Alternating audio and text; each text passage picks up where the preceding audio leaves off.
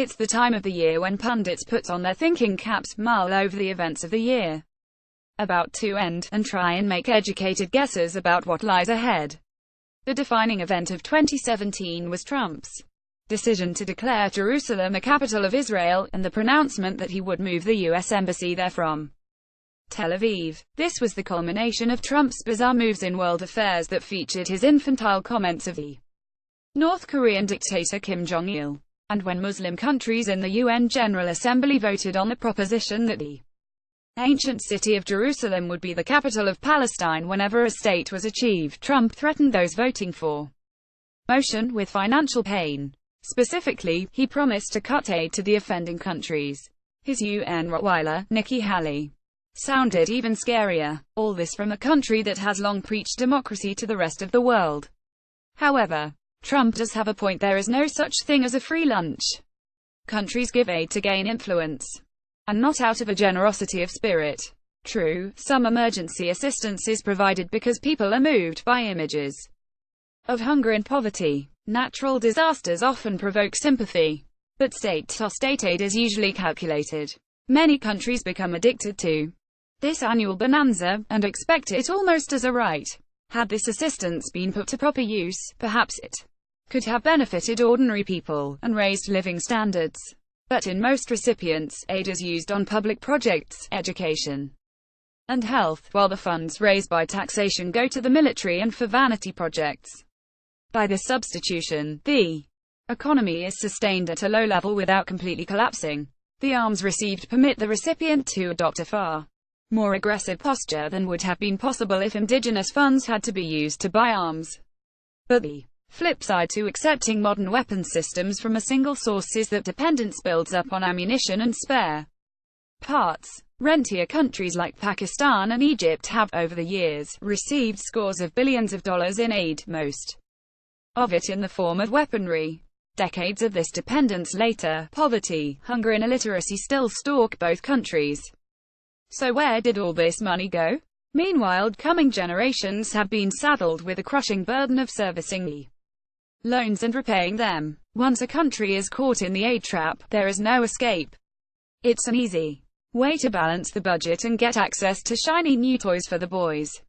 As time goes by, fresh aid is indirectly used to service old loans.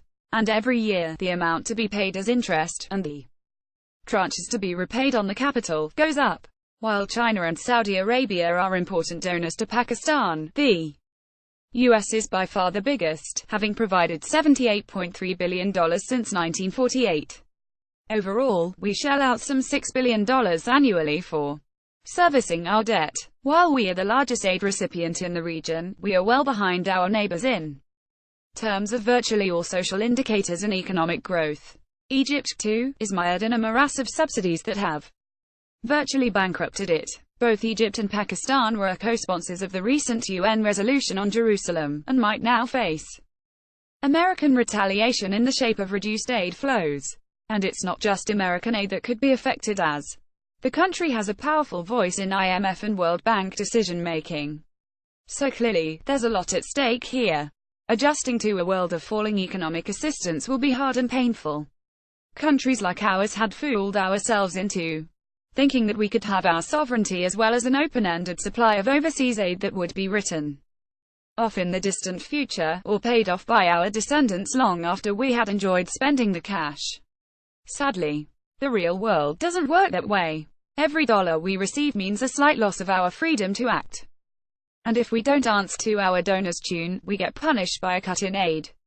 Of course, it's a bit more subtle than that we will get told about resource constraints, or that voters are not receptive to foreign aid, or, simply, that we aren't doing enough. As it is, the world is in turmoil, especially from Morocco to Indonesia. Part of the conflict is being caused by the ongoing face-off between the proxy forces of Iran and Saudi Arabia. Then there is the confrontation between North Korea and the United States that might easily turn into a nuclear war. China's aggressive posture in the South China Sea also has the potential of spiraling out of control.